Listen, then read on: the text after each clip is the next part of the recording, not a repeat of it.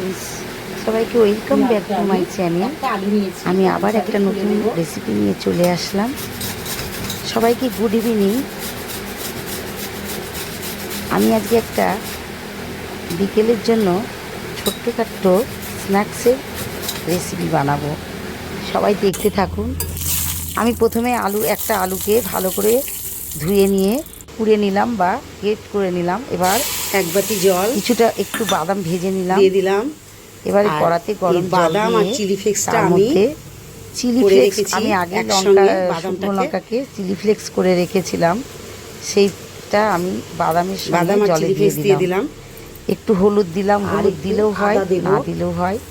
আমি একটু হলুদ দিয়ে দিলাম, একটু আদা গ্রেট রেখেছিলাম, আদা দিয়েছি। কিন্তু এখানে কাঁচা লঙ্কা দেব, কারি পাতাও দেওয়া যায়, কিন্তু কারি পাতা ছিল না বলে আমি দিতে পারিনি। আর এই আলুটা ছেড়ে দেব, লঙ্কা কুচি দিয়ে দিলাম।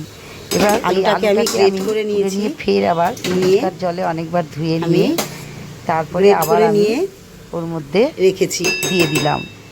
এবার একটু এটা ফুটে উঠলে চাট মশলা দেব, দিয়েছিলাম একটু গরম মশলা, দেব, দিয়ে এটাতে জিরেও দেওয়া যায়, জিরের গুঁড়ো দেওয়া যায়, হলুদ দেব সামান্য, দিয়ে দিয়েছি, লঙ্কার গুঁড়ো দেওয়া যায়। আর আমি এইবার এর মধ্যে আমি সুজি নিয়েছি, 1 কাপ সুজি নিয়েছি, এই দিয়ে বানিয়ে ফেলবো আমি বিকেলে। যতক্ষণ এটাকে মানে শুকনো না হবে, ড্রাই না হবে, ততক্ষণ আমি এটাকে নাড়তে থাকবো, নেড়ে নেড়ে ঠিক অনেকটা ডো লবণ দিয়ে দিলাম। ডো বানিয়ে নিয়ে তার মধ্যে আমি ফুটতে থাকুক, তারপরে আমি ডো বানিয়ে সুজিটা দিয়ে দিলাম। আমি ডো ইয়ে করে সুজিটাকে ডো বানিয়ে নিয়ে একটা একটা করে ততক্ষণ আমি শুকাবো যতক্ষণ এটা না গাঢ় হবে, মানে আঠা ময়দার মতো মাখা না হবে, ততক্ষণ আমি এটাকে নেড়ে যাব। মন্ডটা তৈরি হয়ে গেল, এবার আমি নামিয়ে নেব। দিয়ে হালকা গরম থাকতে থাকতে ওকে মাখবো, একটু দিয়ে শেপ দেব।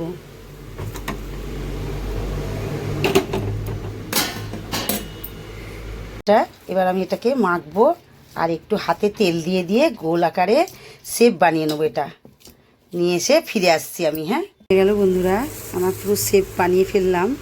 এবার এর উপরে আমি একটু করে সাদা তিল দিয়ে দিচ্ছি, দিয়ে এবার আমি ফ্রাই করব, এটাকে গরম তেলে ফ্রাই করব।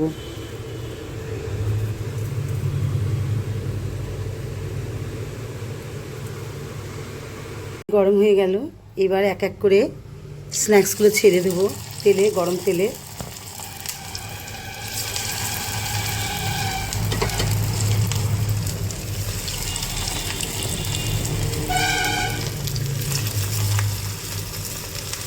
এরকম করে বাড়িতে বানাবেন।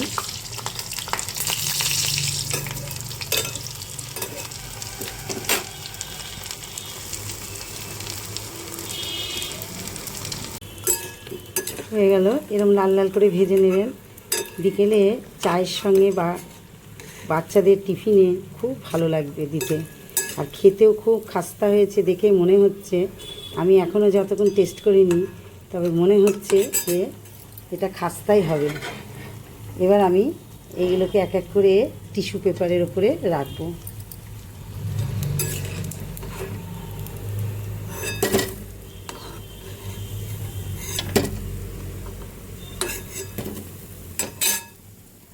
আবার যে কটা আছে সে কটা ভেজে নেব।